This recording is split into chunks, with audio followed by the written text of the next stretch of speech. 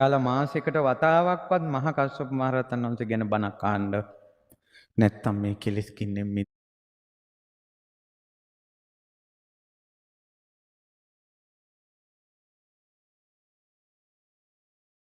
මිදෙන්න බෑ. කෙලෙස් වැඩි වෙනවා. ආසාවල් වැඩි වෙනවා. එක එක ආසාවල් හිතට එනවා. ඔයාලා පුළුවන් නම් ගෙදර බුදුපහන තියද්දී එක මලක් හරි මහා කස්සප මහ රහතන් වහන්සේ සිහි කරලා පුදන්න. මහා කස්සප මහ රහතන් වහන්සේ වඳින්න යන්නේක මාසයකට හෝ මාස දෙකකට හෝ තුනකට හෝ මාස 6කට හෝ අඩුම අවුරුද්දකට වතාවක්වත් මහා කස්සප මුනිදුන් හොයාගෙන ගිහිල්ලා වඳින්න. විශේෂයෙන් තරුණ දූල පුතාලට කියන්නේ අනාගත ලෝකෙ කෙලෙස් වැగిරෙනවා.